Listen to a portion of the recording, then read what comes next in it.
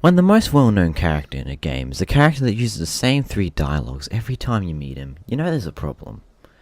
Fallout 4 is a game that was created with a lot of potential, but having only ideas is one step. With Fallout 76 already in pre-order, it might be time to talk about why another settlement needs your help.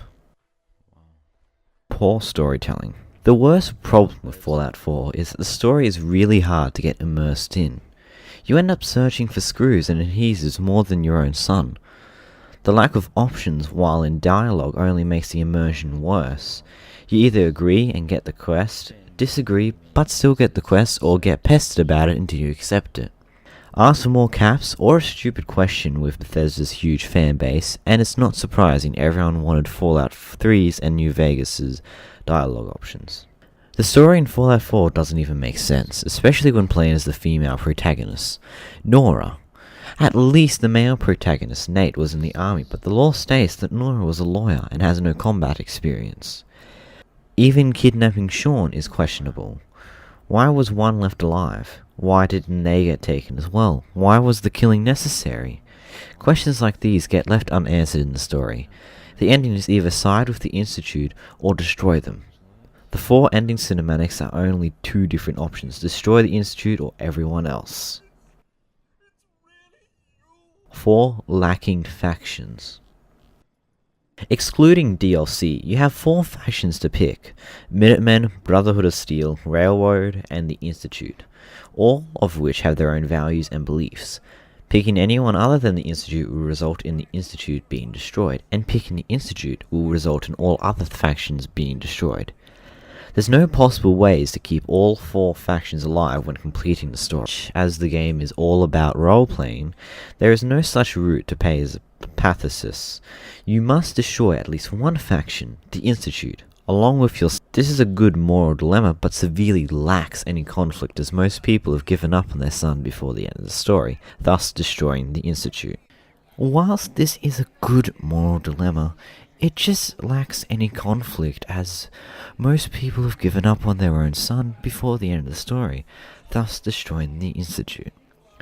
Whilst Fallout 4 isn't a bad game in its own rights, it just doesn't fit into the mold made by Fallout 3 and New Vegas. Everyone knows the 5 basic types of morality: good, evil, chaotic, lawful, and neutral. Fallout 3 and New Vegas allows the players to play however they want, but Fallout 4 restricts you on a neutral route at least. There is no freedom of being evil, you can't do evil things, but the game always tries to keep you neutral. There's no ending where you can destroy all the factions, and there's no penalty to killing everyone other than the fact that no one will speak to you, because they are dead. New ideas.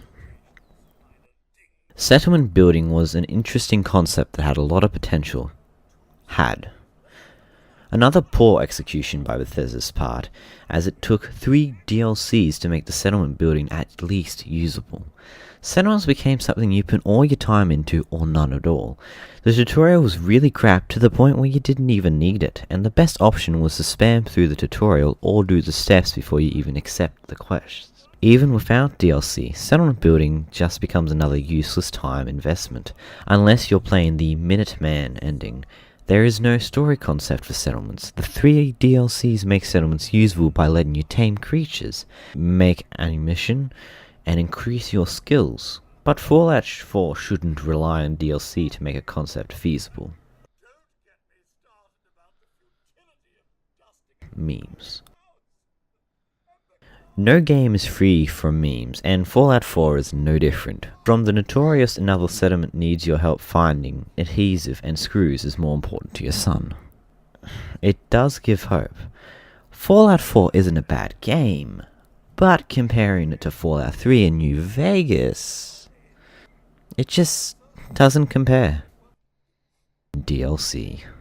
Out of the 6 DLCs, 3 of them are just settlement upgrading, and the other 3 actually make the story interesting if you're willing to buy another copy of Fallout 4. Unless you're made of money, Fallout 4 DLCs are not worth the money, but without them, Fallout 4 becomes boring. It is good that Bethesda is learning from their DLCs, but it would be nice if the game didn't have to rely on DLCs to fix up main issues. Being able to control raider gangs is a fun idea that everyone wishes was at the start of the game. Determining the fate of the synths in Far Harbor is awesome, but again, you need to fork over more money just for those side quests. Fallout 4's future. Even though Fallout 4 isn't as good as Fallout 3 and New Vegas, it's a Fallout game, and will continue to be played. Fallout 4 does disappoint in main areas, but it does enough to be still placed in the same franchise as Fallout 3 and New Vegas. Fallout 4 will continue to be played and replayed for the next couple of months until Fallout 76 come out. But once Fallout 76 does come out, players' number will start decreasing until the only single-player players are left. If you guys did end up enjoying this essay, make sure to subscribe and check out the person who made this script down in the description below.